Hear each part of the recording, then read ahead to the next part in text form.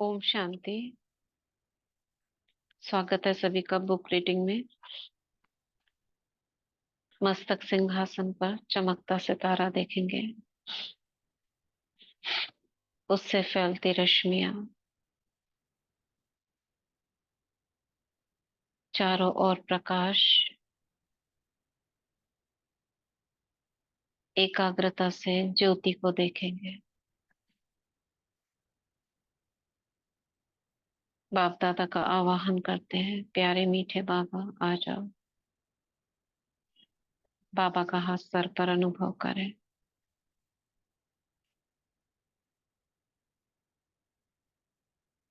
बाबा वरदान दे रहे हैं, सफल भाव। मन बुद्धि संस्कार को ऑर्डर से चलाने वाले मास्टर सर्वशक्तिवान भव।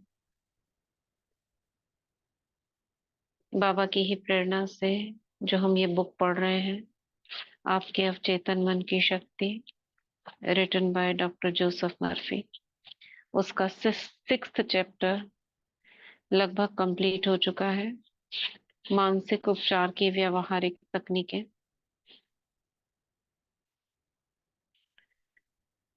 जिसमें कई प्रकार की टेक्निक्स ऑथर ने बताई।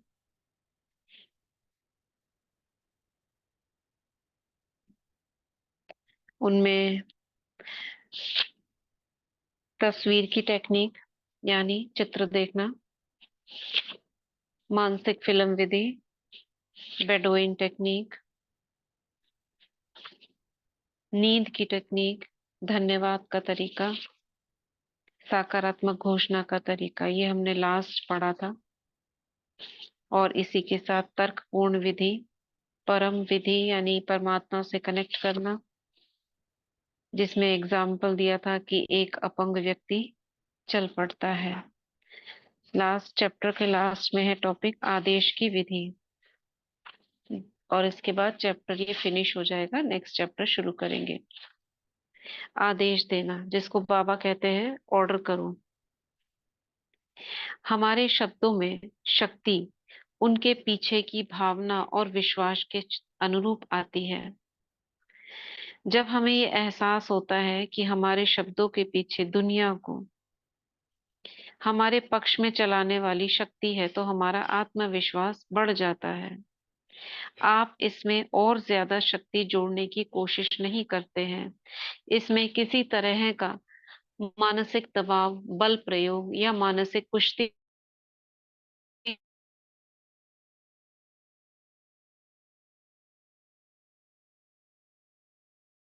आदेश विधि, जिसको कहते हैं किसका मेथड, इसको डिक्री भी बोलते हैं। डिग्री नहीं, DECREE।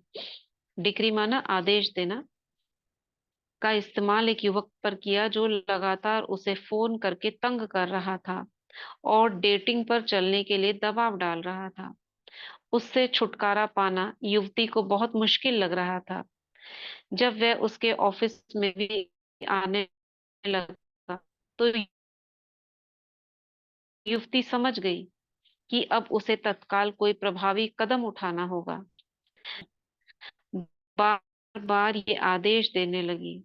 उसको नहीं बोला, उसके सामने नहीं बोला, लेकिन खुद को उन्नीदी अवस्था में लाकर यानी शांत अवस्था में लाकर बार बार ये आदेश देने लगी। मैं J.R. यानी उसका नाम होगा कुछ, तो यहाँ पे ब्लैंक लिख रखा है। मैं डैश डैश को ईश्वर के लिए मुक्त करती हूँ। वह हर समय अपनी सही जगह पर है। मैं स्वतंत्र हूँ और वह स्वतंत्र है। मैं अब आदेश देती हूँ कि मेरे शब्द असीमित मस्तिष्क में पहुंचकर इसे वास्तविक बना दें, और ऐसा ही हो। देखो कितना सुंदर तरीके से। अब ऐसे शब्द भी तो बनाने आने चाहिए ना हमको। क्या करा, मैं उसका नाम लेकर ईश्वर के लिए मुक्त करती हूँ, यानी कि वो बंध रहा था ना उससे। वह हर समय अपनी सही जगह पर है। हर समय यानी वो इधर उधर नहीं आएगा उसके आगे पीछे। मैं स्वतंत्र हूँ और वह भी स्वतंत्र है। मैं अब आदेश देती हूँ कि मेरे शब्द असीमित मस्तिष्क में पहुंचकर उसके सबकॉन्शियस माइंड में पहुंचकर इसे वास्तविक बना दे।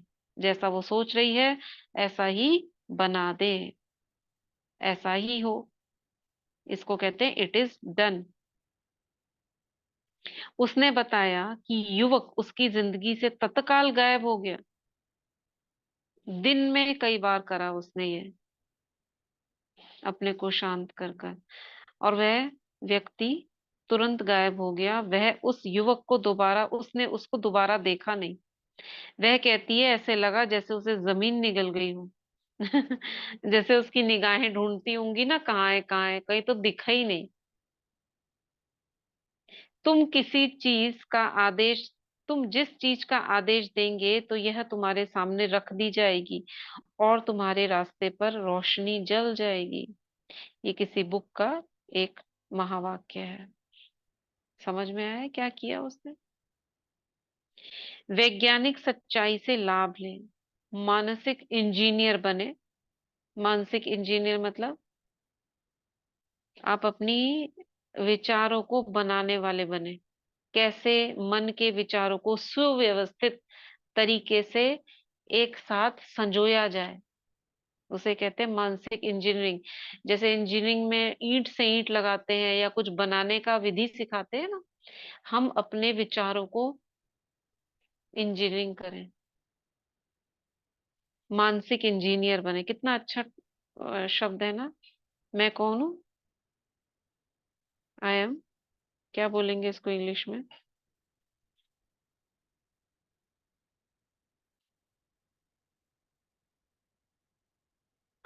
और अधिक व्यापक तथा महान जीवन,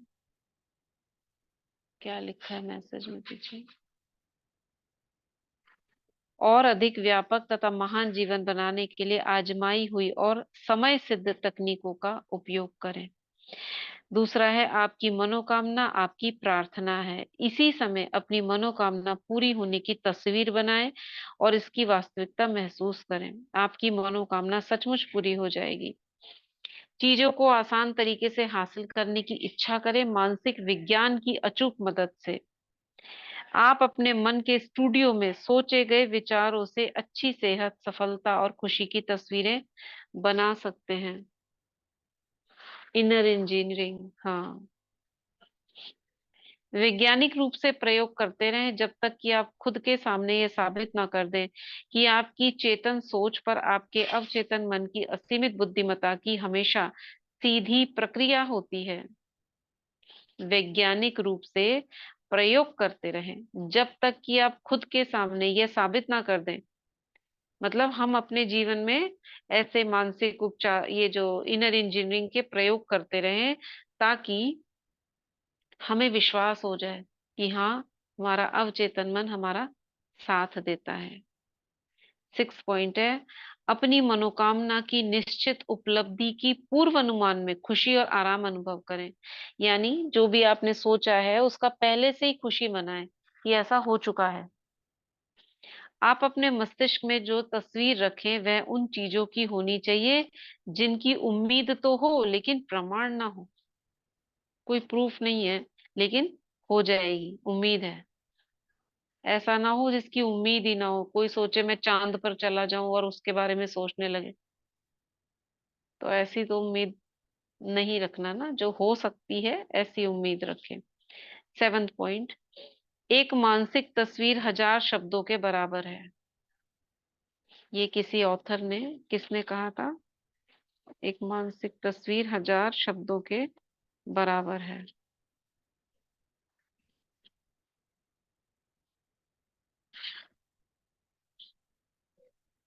तस्वीर की टेक्निक थी ना, उसमें कहा गया था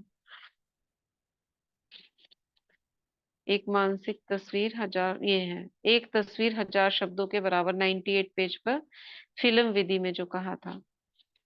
यानी जितने आप शब्द सोचोगे उससे अच्छा आप एक तस्वीर ऐसी बना दो। वैसे भी देखो, आप किसी को बताओ उसके बारे में, लेकिन अगर वो प्रत्यक्ष उसके सामने आ जाए तो जो शब्द आपने जितना सारा उसको समझाया वो अच्छा, कि वो जो व्यक्ति सामने आ गया वो अच्छा। एक फोटो देखे और एक आप वर्णन करो उसके बारे में। कौन सा अच्छा? सुन रहे हैं ना सभी?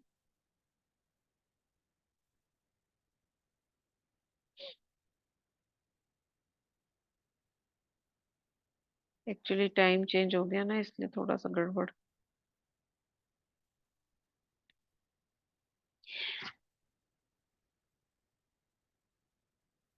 आप आस्था से अपने मन में जिस तस्वीर को रखेंगे, आपका अवचेतन उसे हकीकत में बदल देगा, लेकिन आस्था से, विश्वास के साथ। 8th नंबर पॉइंट है, प्रार्थना में किसी तरह की जबरन कोशिश या मानसिक दबाव का प्रयोग ना करें। उन्नीदी निष्क्रिय अवस्था में पहुंच जाएं और इस एहसास के साथ सोने जाएं कि आपकी प्रार्थना का जवाब मिल रहा है। याद रखें, कृतज्ञ हृदय हमेशा ब्रह्मांड की समृद्धि के करीब होता है। कृतज्ञ हृदय मतलब उदार हृदय हमेशा ब्रह्मांड की समृद्धि के करीब होता है। यानी यूनिवर्स उससे कनेक्ट करता है।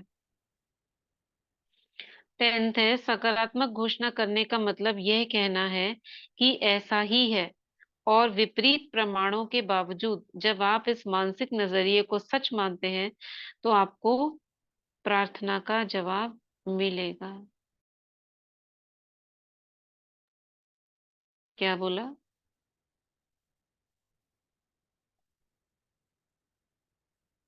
पिक, अच्छा, फोटो। हम्म। याद रखें, कृतज्ञ हृदय हमेशा ब्रह्मांड की समृद्धि के करीब होता है। 11th नंबर पॉइंट, ईश्वर के प्रेम और महिमा के बारे में सोचकर सद्भाव, सेहत और शांति की लहरें उत्पन्न करें, जैसे हम योग में करते हैं। तो पहले तो वो कर लिया, उसके बाद योग युक्त हो जाओ। 12th, आप जो आदेश देते हैं और जिसे सच महसूस करते हैं, वह सच हो जाएगा। सद्भाव, सेहत, शांति और समृद्धि के आदेश दें, जो हमारे मूलभूत गुण हैं, उन्हीं को आदेश दे कि ये शांति हमारे भीतर प्रवाहित हो रही है, सेहत मेरे जीवन का हिस्सा है, समृद्धि मेरे चारों ओर है। ऐसे आदेश दें। ये सब आपके लिए भरपूर है, और ये हमारा अधिकार भी है। तो ये चैप्टर 6 फिनिश होता है। चैप्टर 7 पर हम आते हैं, पेज नंबर 111। ओम शांति दीदी। हाँ। दीदी आज ये बात अच्छी है इसमें कि जैसे हम जो भी एफर्मेशंस लिखते हैं ना, जैसे हम 21 एफर्मेशंस भी लिखते हैं, उसमें हम्म। लास्ट में इट इज डन लिखे। हाँ, इट इज डन। ये लोग करते हैं ऐसा, ऐसा ही हो चुका है, ऐसा ही हो, यानी इट इज डन, हो गया है। हम्म। और दीदी हर एक चैप्टर में ये भी बहुत अच्छे से बताया है, मोस्टली सभी चैप्टर्स में बताया है कि उन्नीदी और निष्क्रिय अवस्था में, हाँ, मतलब क्योंकि सबकॉन्शियस माइंड से हाँ कनेक्ट जी, होने का यही तरीका है। टोटली मतलब हर एक में ये है कि योग हाँ। निद्रा का यूज करके उसमें जब बिल्कुल वो हो हाँ, जाते हैं, तो कोई भी तब एफर्मेशन या कर जो भी सकते हैं। हमारा आदेश है वह वो डालें। नेचुरल तरीके से सुबह और शाम बोला है, जब आप उठते हो और जब रात को सोने जाते हो, वो नेचुरल है। लेकिन अगर हम इंड्यूस कर रहे हैं आर्टिफिशियली, अगर हमको करना है, तो दिन में 2-3 बार आप योग निद्रा की अवस्था को लेकर आओ। पैरों से धीरे धीरे एक एक उंगली शांत हो रही है, करते करते आप सारा शरीर आपको लगेगा। इसका एक लाइट का भी तरीका है, एक तो है शांत। और योग में अगर आप उसको योग बनाना चाहो, तो पैरों की उंगलियां लाइट हो रही हैं, वाइट लाइट जो है बढ़ती जा रही है, मेरा हाथ जो है लाइट का हो गया। ऐसा पूरा आप योग निद्रा, एक राजीव गुप्ता है ना स्पार्क वाले, उनका एक भेजा था योग, वो पूरा लाइट जैसे नीचे से ऊपर तक वाइट लाइट का हो गया, और ऐसे लगेगा शरीर है ही नहीं हमारा, वो अवस्था भी। ओम शांति दीजिए। एक्चुअली हाँ। हम लिखेंगे तब तो हम उन्नीदी अवस्था में नहीं लिख सकते ना, वो तो जागृत नहीं अवस्था नहीं में। नहीं, जागृत, वो जागृत है, वो भी काम करता है ना। अब जब अच्छा। आप शांत हो जाते हो, लिखने में क्या है, आपका सारा थॉट जो है लिखने पे आ जाते हैं। आपके विचार जो चल रहे होते हैं, वो सारा लिखने में आ गया, इसलिए लिखने जो होता है वो भी इफेक्टिव होता है, और ये हाँ और ज्यादा इफेक्टिव है। हाँ, लिखने के बाद फिर उसको इमेजिन कर दो ना। इमेजिन कर सकते हैं, क्योंकि लिखने में आपकी सारी एनर्जी जो थी वो इकट्ठी हो गई ना। अब आप, जी। क्योंकि विचार आ गए आपके पास, क्या सोचना है मुझे, वो मटेरियल भी तो होना चाहिए तैयार। जी आप ऐसे ही नहीं कब करने बैठना, पहले अपना मटेरियल तैयार रखना, मुझे क्या सोचना है पहले। जी। जैसे इसमें पूरी प्रेयर टाइप की दी हुई है कि मैं आदेश देता हूँ अपने अवचेतन को, मेरी असीमित बुद्धि ये उपचार कर रही है, तो ये पहला पूरा मटेरियल हमारे पास होना चाहिए तैयार, किस लिए कर रहे हैं हम, फिर आप उसको कर सकते हो। तो नेक्स्ट चैप्टर है 7th, अवचेतन का झुकाव जीवन की तरफ है। ठीक है, इसमें क्या कहते हैं ऑथर? ठीक है, म्यूट कर लीजिए। किशन देवी, कृष्णा देवी। जी मैं हम्म।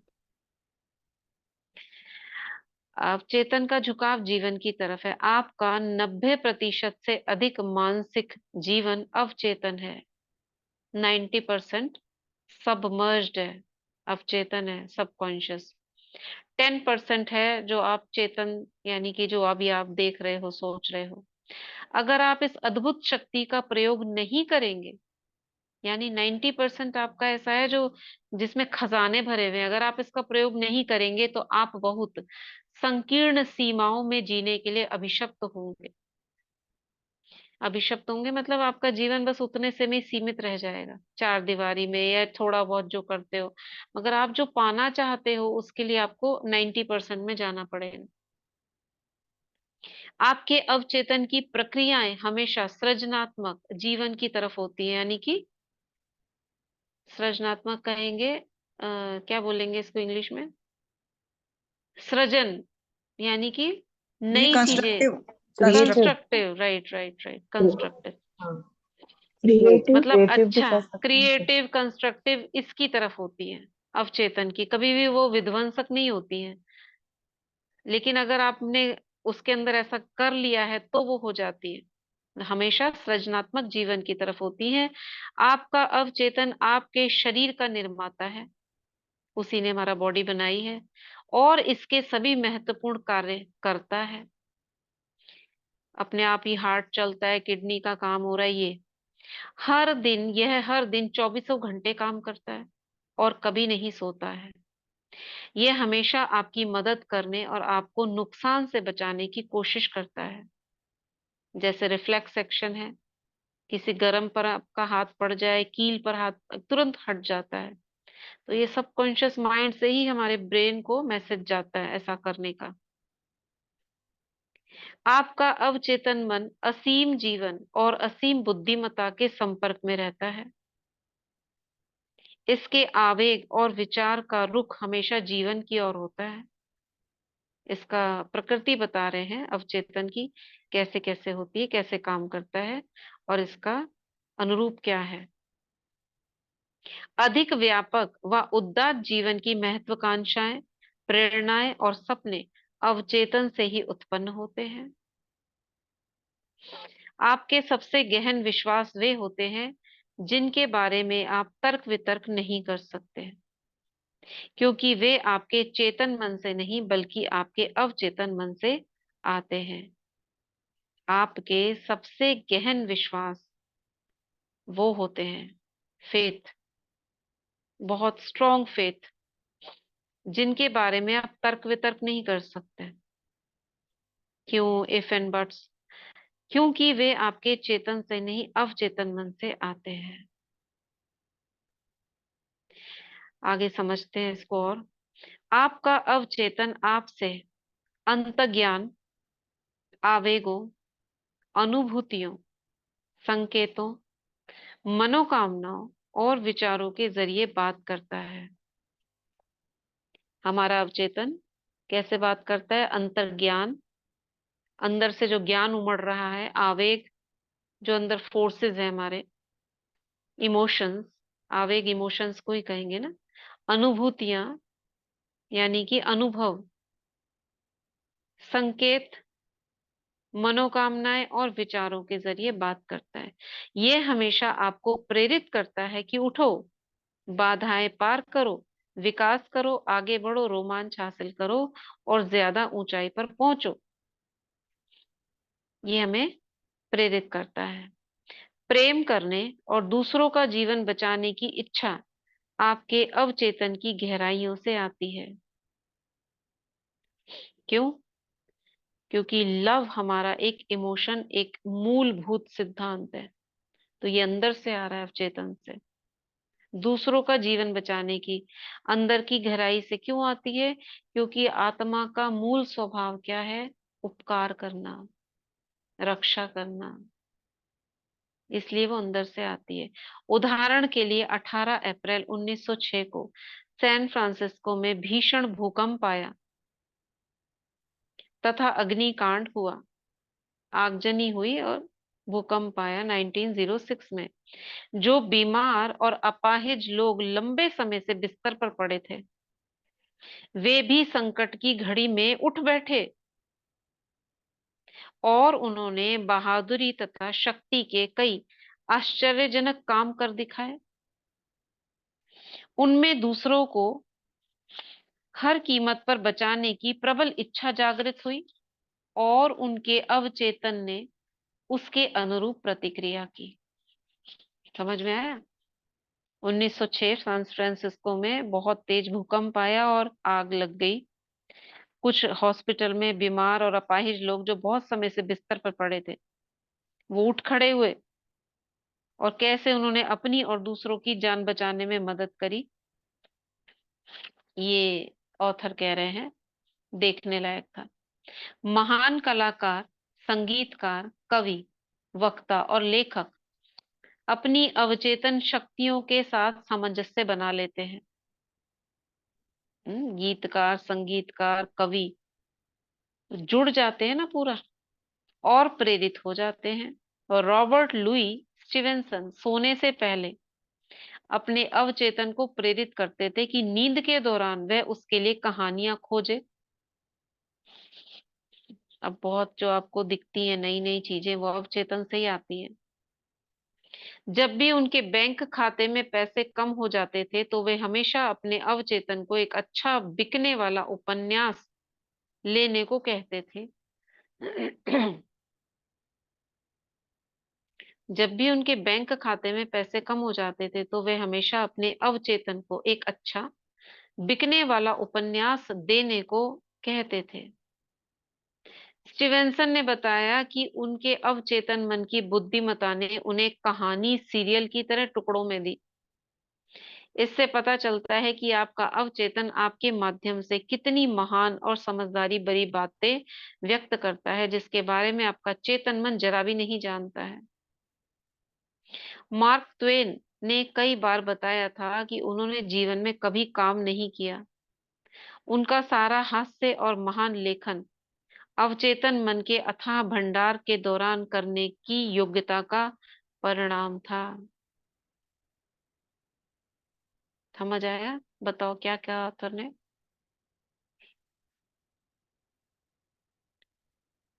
हम्म। राइटर ये ये बताया। अच्छा, बोलिए, आप बोलिए। ठीक है, बोलिए, किस कौन बोल रहा था? सुनील भाई जी, आप कह रहे थे?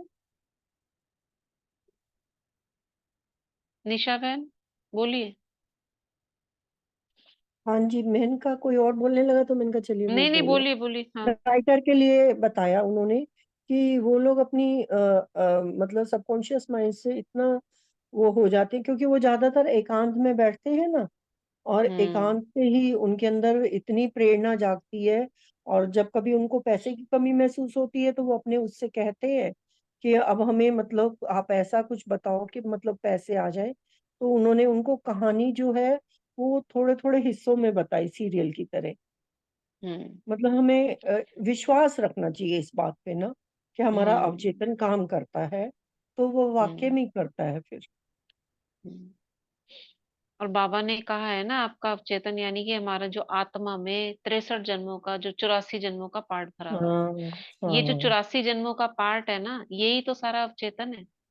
हम्म जो थोड़ा सा जो हम अभी जी रहे हैं इस पल में, या कुछ हम्म। थोड़े से वर्षों में, जो हमें जो बुद्धि को मतलब जैसे कि याद है, वो है सिर्फ चेतन। बाकी जो याद नहीं है वो सब अवचेतन है। और कितना अवचेतन। याद नहीं है? कितना याद नहीं है, सोचो कितने जन्मों का रिकॉर्ड है। ओम शांति दीदी। हाँ। दीदी ये एक बार क्लास की थी मैंने, तो उसमें बताया था कि हमारे जो हम संकल्प करते हैं तो ये 45 मिनट्स का साइकिल होता है। तो उस 45 मिनट्स में ही हमारे पूरे दिन भर के या फिर हमने लास्ट में जो जितने जन्म में किया है वो संकल्प आते हैं, वही रिकॉर्ड उसी समय पे उतना रिपीट होते हैं। तो वही 45 मिनट्स इसलिए अमृत वेला का रखा गया, 4 से 4:45 की समझ नहीं आया, पुनरावृत्ति। फिर से बताइए, क्या बोला दीदी आपने, मेरे को जो क्लियर नहीं संकल्प हुआ। हमारे दिन भर में आ रहे हैं या पास्ट जो के संकल्प धीरे धीरे जो संकल्प हमारे दिन भर में आ रहे हैं, ठीक। हाँ जी, हाँ जी, या हम्म। फिर लास्ट में सबकॉन्शियस माइंड में चले गए हैं, उसकी पूरे पुनरावृत्ति दिन के मतलब। लिए कह रहे हो, पूरे दिन के लिए कह रहे हैं आप? हाँ, जैसे पूरे दिन भर में भी लास्ट में आए, कल मेरे आए, परसों आए। ठीक है। तो ठीक रेपिटेशन है। साइकिल 45 मिनट्स का होता है। एक क्लास में पांडव भवन के भाई ने बताई थी कि अच्छा। इसी के उस पे बाबा ने 45 मिनट्स का रखा हुआ है कि अगर हम वो 45 मिनट्स अमृत वेला कंटिन्यूस पॉजिटिव दे दें, जैसे उस 45 मिनट्स में अपन देखें कुछ ना कुछ आता है अंदर मन में, और हम्म। वो ही रिपीट होता है हमारे पास। तो वो दिन में। रेपिटेशन, हाँ, 4 से 4:45 पे, तो वो 45 मिनट्स का साइकिल है। उस 45 मिनट्स को सही करने से हमारे संकल्प सही होते रहते हैं, पुराने वाले सही होते रहते हैं, धीरे धीरे धीरे धीरे। इसलिए उन्होंने ठीक है, हो सकता है। हाँ, उन्होंने हम्म। कहा था, इसीलिए बाबा ने ये 45 मिनट्स का साइकिल रखवाया है। तो इसके ऊपर आप बहुत ध्यान दो कि ये संकल्प हमारे हमेशा 45 मिनट्स पे बिल्कुल सही रहे, सही चले। जो लास्ट में हमने किया, कल हमने किया, वो रेपिटेशन होता है। अच्छा, ठीक है। इसको क्या नाम देते हैं, कुछ ऐसे नाम दिया हुआ है इसका, कुछ क्या बोलते हैं इसको, 45 नाम तो मिनट्स की नहीं, साइकिल वो तो को? ऐसे बता रहे थे दीदी, संकल्पों का रिपीटेशन 45 मिनट्स के ऊपर दोहराव होता है उनका। वही वाला संकल्प हावी हो जाता है किसी को किसी के साथ प्रॉब्लम हो तो। जैसे कोई सा भी अच्छा। संकल्प अगर गलत मेरे पास आया तो वो 45 मिनट्स में आता है, और फिर वो दोहराव, मैंने उस पर ध्यान देना शुरू करा तो वो दोहराव शुरू हो जाता है दिन भर में। अच्छा। अच्छा। अच्छा। अगर अच्छा। उस दौरान मैंने उसको स्टॉप करके पॉजिटिव में लिया, ये डिलीट मार दिया, अच्छा। कैंसिल अच्छा, कर दिया। मतलब कहने का है कि उस 45 मिनट्स में मेरे पास कोई ऐसे नेगेटिव या जो कल बीता हुआ जो गलत हम्म, संकल्प है वो ना आने दूं मैं, है ना। नहीं है तो और वो आगे। अगर आ गया तो वो फिर दिन भर में मेरे को परेशान करेगा, है नहीं, ना। कहने का दीदी ये मतलब है कि हम 5 मिनट 10 मिनट योग करते हैं, उससे नहीं होता कुछ भी। 45 मिनट्स हाँ। कंटिन्यूस करेंगे, 45 मिनट्स तक कोई ना कोई गलत संकल्प आता है। तो अगर हम 1 घंटा, इसलिए बाबा ने 1 घंटे का टाइम इसलिए रखा कि 1 घंटा कंटिन्यूस पॉजिटिविटी में रहो। हम क्या 5 मिनट 10 मिनट स्ट्रांग नहीं कर पाते हैं, वो कहीं ना कहीं वो संकल्प हमारे नेगेटिव आने लगते हैं उस पॉजिटिव 45 मिनट्स के दौरान, इसीलिए आगे नहीं बढ़ पाते। ठीक है। ये है। तो ठीक है, सभी ध्यान रखेंगे। ओके, थैंक यू स्वाति बहन। आगे बढ़ते हैं। ओम शांति दीदी। हाँ। ओम शांति। हाँ हाँ। दीदी, एक बार सूरज भाई जी ने भी बताया था कि हम्म। जो ह्यूमन माइंड की कैपेसिटी है ना सुनने की, हम्म। ऑडियंस के लिए उन्होंने कहा था हाँ, कि वो मैंने जैसे, भी सुना था। हाँ, कि वो कि वो 45 जैसे मिनट से ज्यादा नहीं स्कूल सुन में जो सकते। पीरियड हाँ। होता है, वो जैसे क्लास का पीरियड होता है, हाँ। 45 मिनट्स रखा जाता है, तो सुनने की कैपेसिटी भी 40 मिनट्स, फोर्टी हाँ, फाइव मिनट्स 1 घंटे से ज्यादा नहीं होती है। हाँ, नहीं ये हो मैं क्लास सकती तो। सुनी थी मैंने भी। हाँ। हाँ जी। हम्म। उसके बीच में ब्रेक होता है, फिर आप नेक्स्ट वो करते हो, लगातार आप नहीं होता हाँ। है। ठीक है। हाँ। चलिए, वो आगे बढ़ते हैं। किस तरह शरीर मस्तिष्क की कार्यविधि को चित्रित करता है? आपके चेतन और अवचेतन मन की अंतःक्रिया के लिए तंत्रिकाओं के सामंजस्यपूर्ण सिस्टम के बीच में, तंत्रिका मतलब नर्व सेल का आपस में कोऑर्डिनेशन, इसके बीच में उसी तरह की अंतःक्रिया की जरूरत होती है। क्या लिखा है?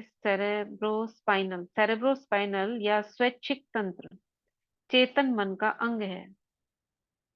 सेरेब्रोस्पाइनल फ्लूइड बोलते हैं ना हमारे, ये सेरेब्रम और सेरेबेलम, ये दो मस्तिष्क होते हैं। तो सेरेब्रोस्पाइनल यानी जो सेरेबेलम का उसके अंदर वाटर है, वो चेतन मन का अंग है। वहां से होता होगा वो कोऑर्डिनेट आत्मा से जो तरंगे निकलती होंगी, जो अभी हमारे चेतन मन की है, उसमें वो ब्रेन काम करता होगा। स्वतंत्र तंत्र यानी ऑटोनॉमिक सिस्टम अवचेतन मन का अंग है, जो अपने आप काम करते हैं। अब ये थोड़ा ब्रेन के बारे में बता रहे हैं। स्वैच्छिक तंत्र द्वारा आप अपनी शारीरिक इंद्रियों से अनुभूति पाते हैं और शरीर की गतिविधियों पर स्वैच्छिक नियंत्रण करते हैं। जो ऊपर वाला चेतन मन का अंग है, जो सेरेब्रोस्पाइनल है, वो इस सिस्टम का नियंत्रण केंद्र मस्तिष्क के सेरेब्रल कॉर्टेक्स में है। सेरेब्रल और सेरेबेलम, तो ये सेरेब्रल की बात कर रहा है, जिसको हम कनपट्टी पे हाथ लगाते हैं ना, ये वाला पोर्शन सेरेब्रल होता है। और उसके अंदर जो मैटर होता है, वाइट मैटर, या जिससे वो ब्रेन बना हुआ होता है, वो होता है सेरेब्रल कॉर्टेक्स। स्वतंत्र तंत्रिका तंत्र को कई बार अनैच्छिक तंत्रिका तंत्र भी कहा जाता है। अनैच्छिक यानी सबकॉन्शियस की जो अवचेतन मन का जो तंत्र जो काम करते हैं, जिसपे सेल्स, उसको अनिश्चित तंत्रिका तंत्र यानी कि जिसपे हमारा कंट्रोल नहीं है, वो भी कहा जाता है। इसकी गतिविधि के केंद्र, ये टिपिकल हिंदी लिख रखी है, पढ़ने में इतना मुश्किल हो रहा है सब। इसकी गतिविधि के केंद्र मस्तिष्क के दूसरे हिस्सों में होते हैं, जिनमें सेरेबेलम, ब्रेन स्टेम और एमिगडेला शामिल है। एमिगडेला, ये सारे ना ब्रेन के पार्ट्स हैं। ब्रेन स्टेम, ये जो पीछे गर्दन के पीछे जो थर्ड ब्रेन होता है हमारा, मेडुला ओब्लोंगटा उसको बोलते हैं, ब्रेन स्टेम वहां होती है। ये भी ब्रेन का ही हिस्सा है, लेकिन ये वाला हिस्सा जो हमारा पीछे गर्दन के पीछे होता है ना, जुड़ा हुआ, जो नेक के ऊपर वाला हिस्सा है, ये हमारा तुरंत करने वाली चीजों में काम आता है। जैसे एकदम से हाथ हटा देना, गर्म चीज पे हाथ पड़ जाए, एकदम से कोई डर लग जाए, तो ये वाला तुरंत काम करता है, क्योंकि हमारी ये जो स्पाइनल कॉर्ड से ना तुरंत जुड़ा हुआ है ये। बाकी चीजों के लिए मैसेज ऊपर तक जाना पड़ेगा, हमारे ये मस्तिष्क का जो भाग है लेफ्ट राइट, इसके लिए नीचे से ही आपको मैसेज मिल जाएगा क्या करना क्या है। तो तुरंत तुरंत वाला मैसेज जो नीचे का ब्रेन स्टेम है, वो काम करता है। इन अंगों के शरीर के महत्वपूर्ण तंत्रों के साथ अपने संबंध होते हैं और वे उनके महत्वपूर्ण कार्य में मदद करते हैं, चाहे सचेतन जागरूक ना हो। अब इसकी ज्यादा आपको जरूरत नहीं है, ये जो बता रहा है, ये तंत्र अलग अलग या एक साथ काम कर सकते हैं। उदाहरण के लिए ये देखो बताया ना, जब खतरे की अनुभूति सेरेबेलम के स्विचिंग केंद्र पर पहुंचती है, तो संदेश चेतन कॉर्टेक्स और अवचेतन एमिगडेला दोनों को भेजे जाते हैं। हो सकता है कि चेतन रूप से खतरे को पहचानने और उसका मूल्यांकन करने से पहले ही व्यक्ति का रक्षात्मक तंत्र दोनों खतरे पर प्रतिक्रिया करने लगे। मानसिक और शारीरिक अंतर संबंध को देखने का एक आसान तरीका ये एहसास करना है कि आपका चेतन मन किसी विचार को पकड़ लेता है, जो आपकी तंत्रिकाओं को स्वैच्छिक तंत्र के संवेगों के अनुरूप श्रृंखला है। मुझे कुछ समझ में नहीं आया क्या कहा इसमें। आपकी तंत्रिका के अनैच्छिक तंत्र में, इसको छोड़ देते हैं, आगे बढ़ते हैं। आपके चेतन मन द्वारा सोचा और सच माना गया हर विचार, आपके चेतन मन द्वारा सोचा और सच माना गया हर विचार आपके कॉर्टेक्स द्वारा मस्तिष्क के अन्य अंगों तक भेजा जाता है। वो तो शरीर की प्रक्रिया है ना। अब जो आत्मा से निकलने वाले जो संकल्प हैं, उन्हें एग्जीक्यूट करने के लिए तो ब्रेन एक कंप्यूटर की तरह काम करता है ना। वो आत्मा सॉफ्टवेयर है, ये हार्डवेयर है। अब ब्रेन से होकर सारी नर्व्स यानी तारे पूरे शरीर के अंगों में पहुंची हुई हैं, उसी को वो कह रहा है ये ऐसे करता है। जो आपके अवचेतन मन को साथ देते हैं, फिर अवचेतन मन इसे आपके शरीर में बनाता है और वास्तविकता के रूप में आपका संसार में लाता है। ये इसने थोड़ी सी बायोलॉजिकल इसकी विधि बताई, कार्य विधि कैसे कैसे करता है काम। कोई जानने की इच्छुक रहते हैं ना इंसान लोग, उनको बताने के लिए कि वो बायोलॉजिकली भी समझ पाए उसको, उसके लिए कहा गया है। आगे बढ़ते हैं, नेक्स्ट टॉपिक है, एक बुद्धि है जो शरीर की देखभाल करती है। जब आप कोशिकाओं और अंगों की संरचना का अध्ययन करते हैं, जैसे आंखें, कान, दिल, लीवर, ब्लैडर आदि, तो आप पाते हैं कि उनमें कोशिकाओं का समूह, टिश्यूज, सामूहिक बुद्धि का निर्माण करता है ताकि सामंजस्य में काम हो सके। वे आदेश लेने और मास्टरमाइंड चेतन मस्तिष्क के सुझावों का पालन करने में सक्षम होते हैं। सिंपल बता रहा है कि हमारे हर अंग में, अब उसको अगर आप किसी अंग को आप देखो ना, उसकी संरचना देखो, तो उसके आसपास बहुत सारी तारे जैसी होती है। कुछ टिश्यूज होते हैं, नर्व्स होते हैं, कुछ आर्टरीज होती है जो ब्लड लेकर आ रही हैं, कुछ ब्लड लेकर जाती है, कुछ उसको जोड़े रखती हैं दूसरे अंग से, उनकी बात कर रहा है। तो ऐसे लगता है जैसे ये सारा एक सामूहिक बुद्धि का निर्माण है। मतलब वो, उसको पता है कि उसे क्या करना है। तो ये सारी चीजें आदेश लेने और सुझावों का पालन करने में सक्षम होते हैं। कहाँ से? माइंड से, ब्रेन। एकल कोशीय जीव के अध्ययन से यह पता पड़ चलता है कि आपके जटिल शरीर में क्या चलता रहता है। हालांकि एकल कोशीय जीव में कोई अंग नहीं होते हैं, ये शायद एमीबा की बात कर रहा है। एकल कोशीय जीव यानी सिंगल सेल ऑर्गेनिज्म, राइट? ऐसे ही बोल रहा है ना, एकल कोशीय जीव। यूनिसेलुलर दीदी, हाँ, यूनिसेलुलर, यूनिसेलुलर, यूनिसेलुलर। हाँ यूनिस, हाँ यूनिसेलुलर जो वन सेल वाले होते हैं, उसमें शायद एमीबा होता है ना, मुझे ऐसा हाँ ध्यान है। जी जी जी हम्म। दीदी। तो वो जो एक सेल वाला ऑर्गेनिज्म होता है, बहुत छोटा होता है, उसका कोई अंग नहीं होता, लेकिन इसके बावजूद, ये हमने पढ़ा हुआ है, उसके ना ऐसे ऐसे मूव करता है, उसके कोई हाथ पैर नहीं होते, लेकिन वो जेली की तरह मूव करता है। और उसके अंदर वो भोजन भी लेता है, उसको वैक्यूल्स बोलते हैं, जिसमें वो भोजन खाता है ना। उसके अंदर सब कुछ होता है, माइटोकॉन्ड्रिया, गोल्जी बॉडी, सारा कुछ होता है जो उसको भोजन को पचाना, काम करना, सारे काम करता है। तो एक वो उसका एग्जाम्पल दे रहा है कि इतने छोटे से, जो हमारा एक सेल शरीर का है ना, वो एक सेल एक जीवंत प्रक्रिया है। वो ये बताना चाह रहा है, उसमें सब कुछ करने का सामर्थ्य है। इसके बावजूद ये गति, पाचन, पोषण, उत्सर्जन के मूलभूत कार्य करके मस्तिष्क की क्रिया और प्रतिक्रिया के प्रमाण देता है, यानी वो सारे काम करता है। कई लोग कहते हैं कि एक बुद्धि आपके शरीर की देखभाल करती है, बशर्ते आप इसे काम करने दें।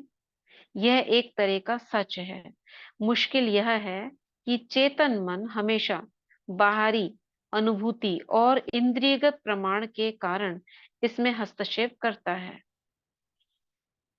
मुश्किल क्या है कि चेतन मन हमेशा बाहरी अनुभूति, मतलब वो जो बाहर से उसे मैसेजेस मिलते हैं, इसको सिंपैथेटिक और पैरासिम्पैथेटिक नर्वस सिस्टम होता है हमारा एक, जो बाहर के चीजों की अनुभूति करने के लिए और इंद्रियगत प्रमाण के कारण इसमें हस्तक्षेप करता है। अंदर क्या चाहिए, बाहर से मैसेज क्या आ रहा है। इससे झूठे विश्वास, डर और राय बलवान हो जाते हैं। आपके शरीर में तो कैपेसिटी है, मगर बाहर से किसी ने बोल दिया आप बहुत कमजोर हो, अब उसका रिएक्शन अलग हो गया, थॉट ऐसे पहुंचा, अब वो इम्पल्सिस अंदर जाएंगी और उसको प्रभावित करेंगी। इसलिए ये चेतन मस्तिष्क, बाबा कहते हैं ना, क्यों, क्या, कैसे, इफ एंड बट्स, इनसे दूर रहो। जब आपके अवचेतन मन में मनोवैज्ञानिक, भावनात्मक कंडीशनिंग द्वारा डर, झूठे विश्वास और नकारात्मक ढांचे दर्ज होते हैं, तो अवचेतन मन के पास इसे दिए जा रहे ब्लूप्रिंट पर काम करने के अलावा कोई रास्ता नहीं बचता है। ठीक है? जब हमारा चेतन मन ऐसी ऐसी चीजों से कंडीशन हो जाता है, यानी डर लगने लगता है उसको, कोई झूठे विश्वास हमारे अंदर बैठ गए, तो वो अब चेतन मन क्या करेगा, क्योंकि उसके पास मैसेज ही ऐसे आ रहे हैं, अब इसका रिप्लाई वो ऐसे ही देगा। ब्लूप्रिंट माना छपाई हो रही है उसके अंदर, एक खाका बन रहा है, ऐसे करना है। नेक्स्ट टॉपिक है, मतलब एक बुद्धि है जो शरीर की देखभाल करती है, ये बताया। अवचेतन मन निरंतर सामान्य हित में काम करता है। अब ये सारी चीजें जो बता रहे हैं ना, अब आप सोचोगे मैं इसकी क्या जरूरत है, एक बात तो हमें पता पड़ गई कि अवचेतन मन ऐसे काम करता है, ठीक है। मगर इससे आपका ना विश्वास जो कहते हैं अवचेतन मन पर गहरा होता है, जब हम इसकी कार्यविधि को समझते हैं, इसके बारे में जानते हैं। बाबा इतने सालों से जो हमें ज्ञान दे रहे हैं, हमें तो एक दिन में पता चल गया मैं आत्मा हूँ, लेकिन उसकी गहराई से उसमें विश्वास हो, हमें परमात्मा की कार्य विधि में विश्वास हो, उसके लिए हम इतना समय रोज रोज पढ़ते हैं, केवल विश्वास के लिए। हम याद करेंगे तो ऐसा होगा, वरना में तो एक बार में पता पड़ गया। तो ये जो ऑथर बता रहा है ना, ये इतनी सारी एग्जाम्पल्स लेकर, ये प्रक्रिया कैसे होती है, वो कैसे काम करता है, ये हमारा अवचेतन के प्रति विश्वास को और गहरा करता है। तो आगे कह रहे हैं ऑथर, अवचेतन मन निरंतर सामान्य हित में काम करता है। आपका कल्पनावादी मन निरंतर सामान्य हित में काम करता है और सभी चीजों के पीछे, इसको छोड़ रही हूं मैं। इंसान सद्भाव के निहित सिद्धांत के साथ कैसे हस्तक्षेप करते हैं? क्या मतलब हुआ? इंसान सद्भाव के निहित सिद्धांत के साथ कैसे हस्तक्षेप करते हैं, कोई मतलब बताएगा इसका क्या हुआ?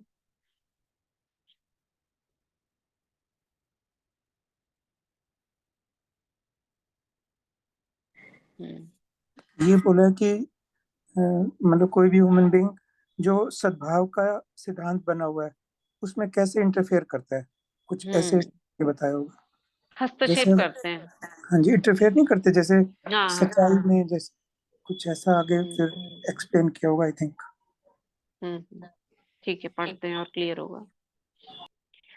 सही या वैज्ञानिक तरीके से सोचने के लिए हमें सत्य मालूम होना चाहिए। जैसा प्राचीन कहावत कहती है, आपको सच्चाई जाननी होगी, सत्य आपको मुक्त कर देगा।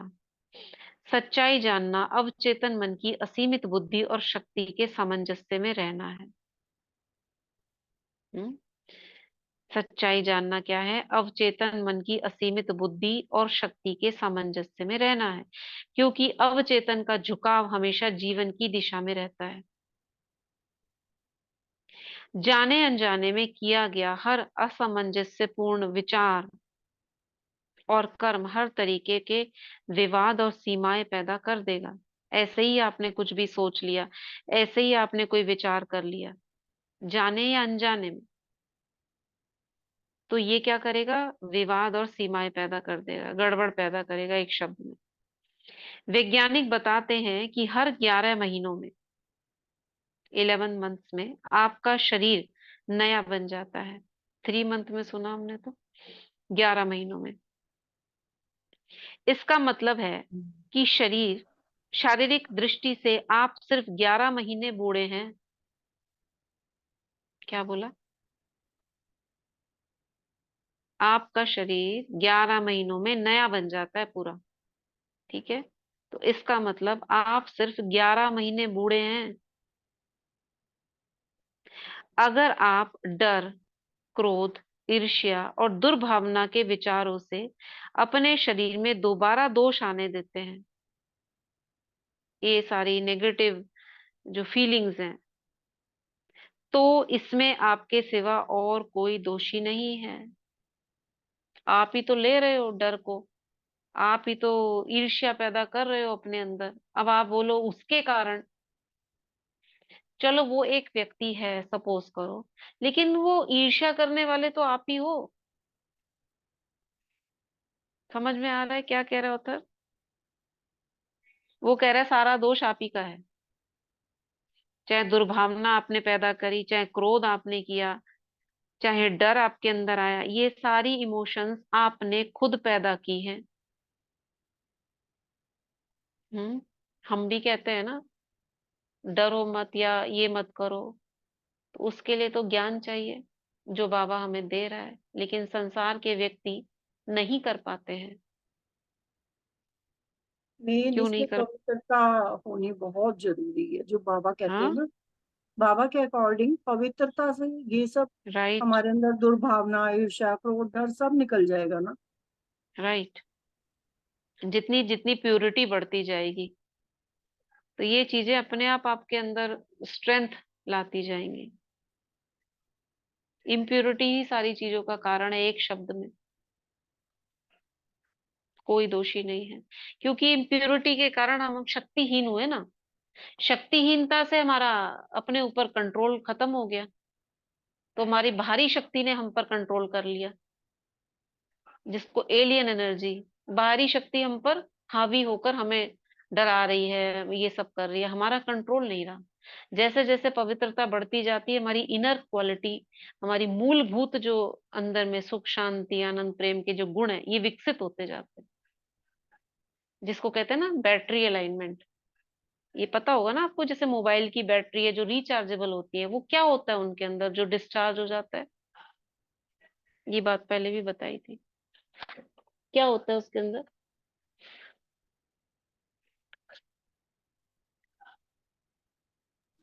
हम्म। Chemical, chemical. हाँ, केमिकल इम्बैलेंस, डिसबैलेंस। जैसे सपोज करो लाइन से मोती रखे हुए लाइन से, अब उनको हमने मिक्सअप कर दिया, ऐसा हो जाता है। फिर जब हम चार्जिंग करते हैं तो फिर लाइन से आ जाते हैं, अपनी अपनी लाइंस ले लेते हैं, बस वो चार्जिंग हो गई। अब हमारे अंदर जो ये विकृति आ गई, अब ये धीरे धीरे फिर से अलाइन हो रही है। सुख अपनी जगह में, वो अपना क्षेत्र ले रहा है, वो अपना क्षेत्र ले रहा है। पहले ये बिगड़ गए थे, जिसको विकृत कहते हैं, बिगड़ गए थे। यही है बस। तो ऑथर कह रहे हैं इसमें आपके सिवा कोई दोषी नहीं है, आप अपने कुल विचारों का योग हैं। हम आत्मा, टोटल, जिसको वृत्ति कहते हैं, कुल विचारों का आप एक योग मात्र है। मतलब अगर सरप्लस पूरा प्लस कर दिया जाए, आपके जितने भी विचार हैं, आप वो हो। आप नकारात्मक विचार और छवियां रखने से इनकार कर सकते हैं। अंधेरे से छुटकारा पाने का तरीका रोशनी है। ठंड से उबरने का तरीका गर्मी है। नकारात्मक सोच से उबरने का तरीका सकारात्मक विचार रखना है। कितने अच्छे से समझाया ऑथर ने।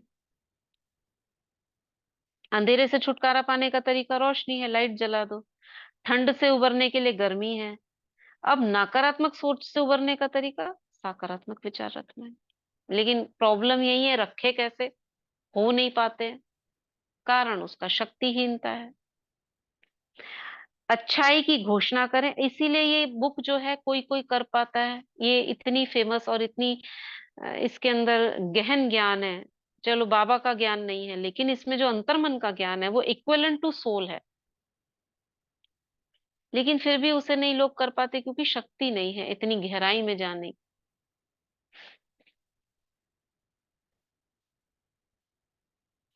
नकारात्मक सोच से उबरने का सकारात्मक विचार रखना है। अच्छाई की घोषणा करें, बुराई अपने आप गायब हो जाएगी। जैसे बाबा कहते हैं ना, लाइट जला दो, अंधेरा भाग जाएगा। अब नकारात्मक विचारों को भगाने का सोचो ही मत, सिर्फ अच्छाई की घोषणा करो। ठीक है। दीदी जैसे हम थोड़ा हाँ। एक अनाउंसमेंट कर देते हैं, घोषणा कर देते हैं कि मैं मास्टर हम्म। सर्वशक्तिवान हूँ, ये भी तो घोषणा ही है हाँ, ना। राइट तो राइट, हाँ ना। है ना, हम्म। मैं परम पवित्र हूँ, तो अपवित्रता ये भी खत्म हो घोषणा ही जाती है। है। शक्तिहीनता हम्म। मतलब है तो सारा वही, लेकिन थोड़ा शब्दों का हेर फेर है बस। हर शब्दों का हेर फेर, वही ना। तो ये बोला ना, आप क्या हो? आपके कुल विचारों का योग हो, यानी सोल। टोटल बिंदु एक क्या है? उसका जितना उसका पार्ट है, उसका एक टोटल वो है, अस्तित्व है उसका एक। लेकिन भाषा उसकी संसारी है, थोड़ा सा उसके ये रूप सुन में। के पढ़ के हम्म। अच्छा लग रहा है कि इससे ना हमें बाबा के ज्ञान का भी वो लग रहा है कि विश्वास हमारा होता है ना ज्ञान, कि हाँ, हम जो कर हाँ रहे हैं जी, सही कर रहे वो बहुत अच्छा कर रहे हैं, और ये तो उससे भी पावरफुल ऐसे लगता है, हमारा ज्ञान तो उससे भी, इससे भी हैं। पावरफुल है। हमारा ज्ञान तो सर्वोच्च है ना। हाँ सर्वोच्च, ये बिल्कुल सही कोशिश बात। की गई, लेकिन ये सोचो, जो ये डॉक्टर जोसेफ मर्फी है, कितनी हद तक, मतलब विदाउट बाबा के ज्ञान का कितना नजदीक पहुंच गए हैं। एग्जैक्टली। आत्मा के कितना नजदीक है, ये अवचेतन मन को। तो ये ऐसे लोग जो है, जरा सा इनको पता चल जाए तो कितना ऊंचाई तक जा सकते हैं। और ये भी व्यक्ति जो होते हैं ना, ऐसे व्यक्ति को भी एंजेलिक जैसे प्रेरणाएं होती हैं।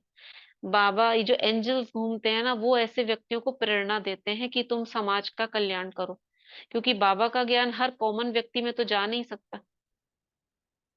तो और व्यक्तियों तक पहुंचने के लिए जो ऐसे ऐसे संत महात्माएं कुछ निकलते हैं, जो इस तरह के मन की बातें बताते हैं, उनको प्रेरणा देते हैं, तो ये हमारा कल्प वृक्ष में बाबा कहते हैं ना, आप तुम बैठे हुए हो, तो ये कल्प वृक्ष की जड़ें जो है, ये आपका जो जल है शक्ति का, ज्ञान का, ये पहुंचाती है।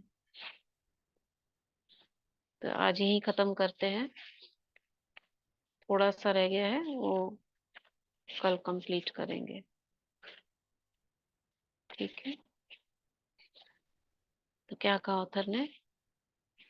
मेन तो वही है कि बहुत ध्यान से सारा दिन सोचते रहे, हाँ, नहीं तो नहीं हमारे अवचेतन मन में उसको कैच किस कर वक्त लेता चला जाए, है। क्योंकि कई बार आप आराम से बैठे हो तो आप रिलैक्स हो, तो आप सोच रहे हो तो अंदर चला जाएगा नहीं, इमोशन भी आ जाता है कई बार सोचते सोचते, इमोशन। उसने ये कहा हाँ, तो मैं नहीं बहुत आ क्या जाता क्या है, हो तो नहीं बहुत आ बिल्कुल, जाता है, तो वो इमोशन वाली चीज अंदर अवचेतन में चली जाती में है फिर। चली जाती है, क्योंकि उसका इमोशन, कलर, विजन, हाँ, फिल्म, ये तो उसके फिल्म बन बात करने जाती के है। तरीके हैं ना, चेतन और अवचेतन के बीच के कम्युनिकेशन के तरीके हैं ये।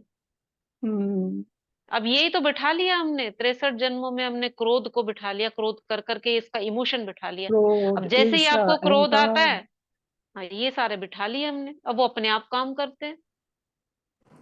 अब दीदी सोचो ये कितनी भी गहराई सही तक। बात है। हम्म। ये भी बहुत अच्छा बताया कि जैसे ये तो हमने सुना हुआ था कि 11 मंथ्स में मतलब सब कुछ अंदर हम्म। चेंज होता है ना, लेकिन फिर उसने हम्म। ये बताया कि आप दुर्भावना के विचारों से शरीर में दोबारा दोष आने देते हैं।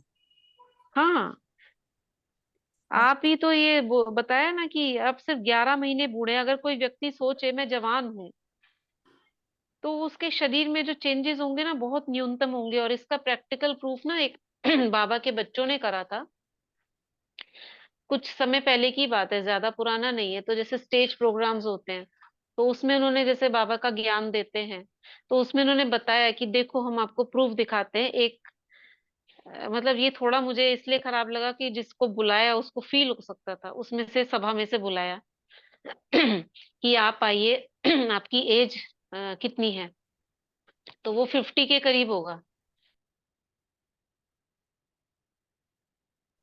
और बाबा का जो बच्चा था वो भी 50 वाला। अब दोनों को खड़ा किया, और बाद में उनको लोगों से एज उनकी पूछवाई, जैसे भाई इनकी एज बताओ, इसकी एज बताओ। तो जो बाबा का ज्ञान वाला था, कुमार था, उसकी एज को तो सबने कम बताया, ये 30 इयर्स का है, 35, इससे ज्यादा नहीं बताया। पर जो 50 वाला था, उसको बोला ये 60 है, ये 55 है। तो फिर उसने प्रूव करा कि देखो जो ज्ञान में आ जाते हैं ना, उनकी एज एक तरीके से रुक जाती है। तो उसने कारण बताए, पवित्रता, शांति, ये हमारा मन जो है खुश रहता है, ये सारे गुण बताए। और संसार का जो मनुष्य है वो विकारों में ये सब करके, तो इसने प्रैक्टिकल दिखाया था। तो थोड़ा सा एक बुरा लग सकता है किसी व्यक्ति को कि देखो ऐसा था, लेकिन वो प्रूफ है। और ये आप में से भी जो चल रहे होंगे 20-25 साल से, जो माताएं चलती हैं, तो कुछ को आपने कहते सुना होगा, आप इतने तो नहीं लगते हो। कोई कहेगा नहीं, अच्छा आपकी इतनी एज हो गई, आपके बच्चे भी इतने बड़े हो गए, फिर भी नहीं लगते। कारण कि वहां पे जब आपको ज्ञान मिलता है ना, और जो आप धारणाओं में चलते हो, तो एज का जो बढ़ना है, जो आपका जो मैनिफेस्टेशन होता है शरीर में, वो बहुत धीमा हो जाता है ऐसा कि नहीं? हाँ जी, है। कम हो फिर जाता है ऐसा फिर हम अपने आप को बच्चा समझने लग जाते हैं, ऐसे है लगता है ना? कि होता नहीं, बच्चा नहीं समझने लगता है। बच्चे जैसे बिल्कुल। हाँ उनको जी। ऐसा लगता है कुमार कुमारी की एज वापस आ गई, हाँ जी, बिल्कुल ऐसा लगता है। बिल्कुल कभी वही लगता वाली। ही नहीं कि हम इतने बड़े हैं, हमारे हाँ, इतने बड़े वो कोई एक जब शादीशुदा है, हमें लगता ही नहीं कि हम ऐसे हैं। रोल रोल से लगता है, अदरवाइज तो लगता है कि हम छोटे हैं, अभी बच्चा, बाबा के बच्चे हाँ, हैं। छोटा, बाबा के बच्चे हैं, छोटा बच्चे वाली फीलिंग, वही पढ़ाई लिखाई, शुद्ध खान पान वो सारी चीजें तो बिल्कुल वैसी लगती है। और यही जो हमारे मन की सोच है, ये हमारी एज बढ़ने नहीं देती है। जैसे बच्चा होता है, बच्चे को भी गलत हाँ, विचार नहीं आते हैं, बुरी हाँ दृष्टि नहीं होती है, ऐसे फिर ज्ञान में आने के बाद सब बच्चे वाली चीजें तो आ जाती हैं। हाँ, तो वही वाली बचपन हमारा आ जाता है, इसलिए देखोगे दादी जान की भी इतनी एजेड थी, कभी लगती थी कि दादी जैसी जो और संसार की दादी है वैसी है, बच्चा, बिल्कुल बच्चा लगती है, तो वो सारी चीजें आ जाती है। तो ये था, पेज 114 पे हमने फिनिश किया है, कल पेज 115 से पढ़ेंगे। ठीक है, ओम शांति। ओम शांति। ओम शांति दीदी, ओम शांति बाबा। ओम शांति। ओम शांति। दीदी thank you very much. Om Shanti Om दीदी, शांति। शुक्रिया, ओम शांति, ओम शांति। ओम शांति दीदी, शुक्रिया बाबा, शुक्रिया दीदी दीदी। वो फॉरगिवनेस वाला करें, 5-10 मिनट में हो जाता है, कल से शुरू करें। 108 वाली फॉरगिवनेस किसी वाला, से भी, हाँ हाँ, कर सकते, आई कर एम सकते, सॉरी, प्लीज करेंगे। Forgive me. कर लेंगे, कर लेंगे, ठीक है। ऐसा प्रैक्टिकल करें ना। अब वैसे ज्यादातर ये तो बुक समझ आ ही गई है कि हमने मतलब ध्यान रखना है, ध्यान से पूछना है। फॉरगिवनेस वाले ओम में क्या है? शांति दीदी, हाँ, शुक्रिया बाबा, शुक्रिया दीदी, ओम शांति। ओम शांति। ठीक है, करते हैं, कल से करते हैं। ठीक है ठीक है, निशा बहन, हाँ कल ठीक। से करेंगे, अब याद दिला देना पहले। हाँ जी, हाँ जी।